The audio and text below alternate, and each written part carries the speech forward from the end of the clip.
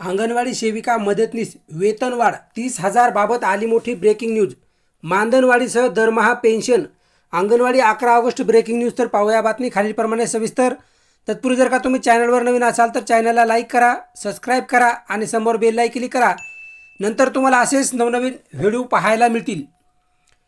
वर्ध्यात अंगणवाडी सेविका मदतनीसांचा जेलभरो, 30,000 वेतनासह विविध मागण्यांसाठी सरकारविरोधात एल्गार।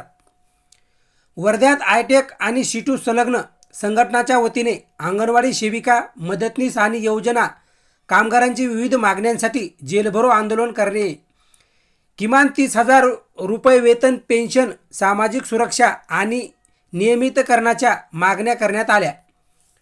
वर्धा अंगणवाडी सेविका मदतनीस आणि शालेय पोषण आहार शिजविणाऱ्या महिलांनी आपल्या विविध मागण्यांसाठी सोमवारी वर्ध्यात जोरदार आंदोलन केले।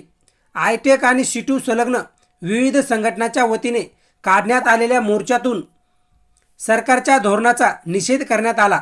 आंदोलनकर्त्यांनी जिल्हाधिकारी कार्यालयावर धडक देत मागण्याचे निवेदन सादर केले। यावेळी बजाज चौकात जेलभरो आंदोलन करण्यात आले।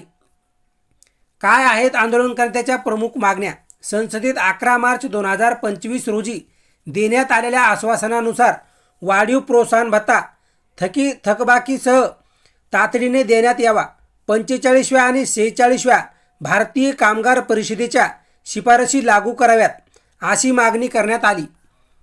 नियमितीकरण होईपर्यंत योजना कामगारांना किमान 30,000 रुपये वेतन देण्यात यावे।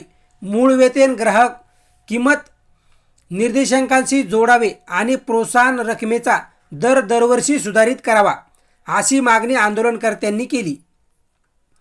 याशिवाय 6 महिन्याची प्रसूती रजा, 20 दिवसाची सेवेत किरकोळ रजा आणि वैद्यकीय रजा मंजूर करावी।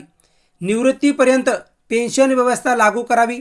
तसेच जोपर्यंत किमान 10 लाख रुपयाचे सानुग्रह अनुदान आणि इतर सामाजिक सुरक्षा लाभ द्यावेत अशी मागणी करण्यात आली।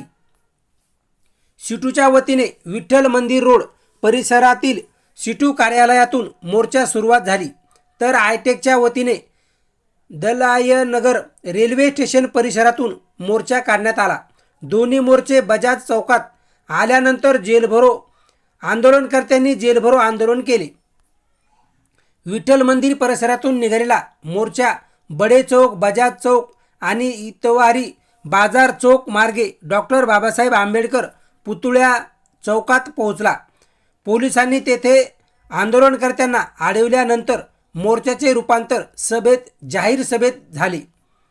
यावेळी विविध पदाधिकाऱ्यांनी मनोगत व्यक्त करत केंद्र आणि राज्य सरकारच्या धोरणावर टीका केली। योजना कामगारांच्या प्रश्नाकडे सरकारने गांभीर्याने लक्ष द्यावे, त्यांनी आर्थिक आणि सामाजिक सुरक्षा निश्चित करावी अशी मागणी करण्यात आली।